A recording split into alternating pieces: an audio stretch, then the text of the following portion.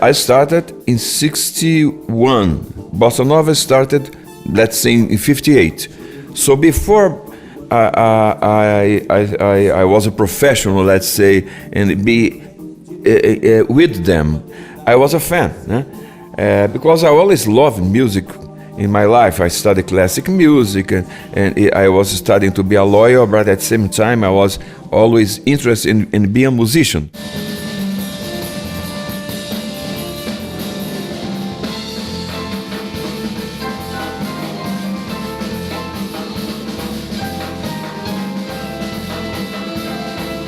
Bossa Nova started to be a new way of looking things, of optimistic.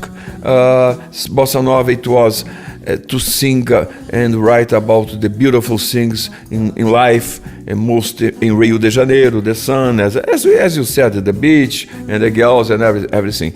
Bossa Nova also started to change the way that the old samba, they were more sad loves, and Bossa Nova, no, it was everything good.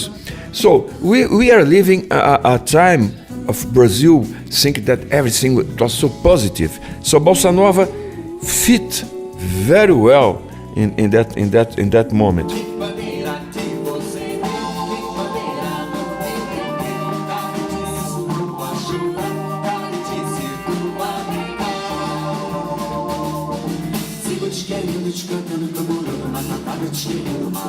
When we had the military government, a little bit after, in 64, then it was different. It changed because then we start to think that we had to write other kind of lyrics, not only about the sun, the beach, and the girls and everything, but we understood that it was important for us to write some lyrics with some social and political things, because we had to complain against that military government that stayed for so long in our country. I think it was very fast with what happened with me.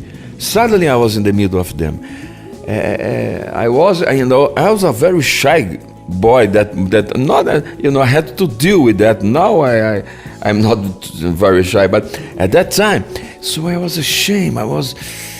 I didn't know how I would start to play my own songs, But little by little, the way that they received me, they take care, let's say, of me, it was so fantastic that I felt so comfortable. And I was having my song recorded by all those groups that I used to be a fan, like Tamba Trio, os Cariocas, and us together with them. So, and then Summer Samba, and the Crickets, before it was Summer Samba, becomes a hit in the United States, which also I never would expect it, because you never know. When you write a song, you have no idea what is going to happen to your song.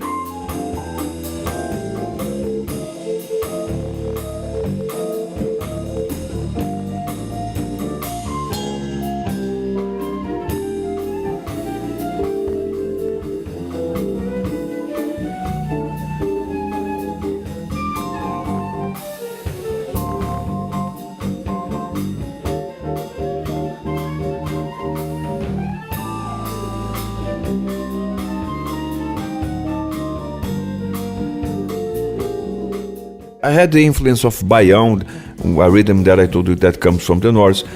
I would listen a lot of jazz, pop music, black music. I used to love, black music, rock and roll, everything, and samba for sure. That is much before Bossa Nova. But when comes Bossa Nova in 58, with João Gilberto, and Jobim. This influence is too strong at that time.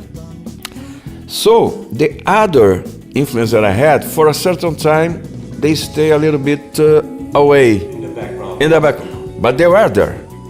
And Bossa Nova was more. So I was more a Bossa Nova. Even if you listen to my second record, which is o cantor, no compositor e o cantor, it already starts to go in another direction.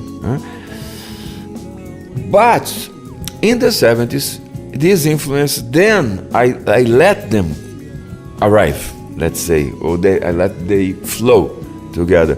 I still have the Bossa Nova influence, but I let them. So it's not something new that I had. It's something that was there. So, but suddenly I give the space so they show.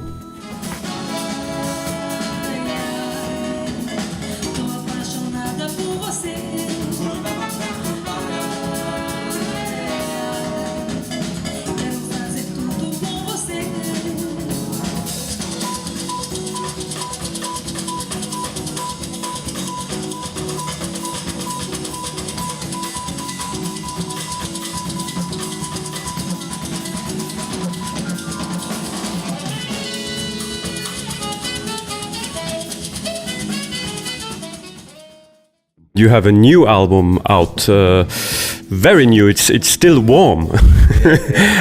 Estático. Yeah. A great work, again a great album, and with a wide range of styles within the album. But when you listen to the album, it very much sounds like a jam session. Was this maybe an idea of the album? The basic idea of this record, I tell you what, it was first of all to write the best songs that I could write for it, né? And different styles also, because that's my characteristic of my music, né? So I had 4 songs prepared. When I worked, because in this record I worked with in the production with Daniel, who is the son of the leader of Incognito. And he worked very, very well with me. He's a young guy, and we were together in the studio doing things. So the idea was recording the best songs, and then to do an acoustic record. When you mentioned James Session, you are right, because what we did, well, I want to record the most that I could, everybody together. Okay, that's what he did in a studio in Rio de Janeiro. The drums and the bass and even the brass. After I put something more of like the synthesizers and violins. I had an orchestra there, which it was fantastic. Joe Davis, he gave me this a chance to do it, to work with the orchestra like I used to work in my first records. But I want to have this kind of acoustic, I like a live show. Yeah. I think that's what we could get there. And we are looking forward, and we are happy to listen to the next Marcos Valle album in 2011, 2012. We'll see, and then we will welcome you again in Vienna. Of course, you're always welcome. And I'm gonna be very, very glad to be back here for sure. Thank you very much, Marcos Valle. My pleasure.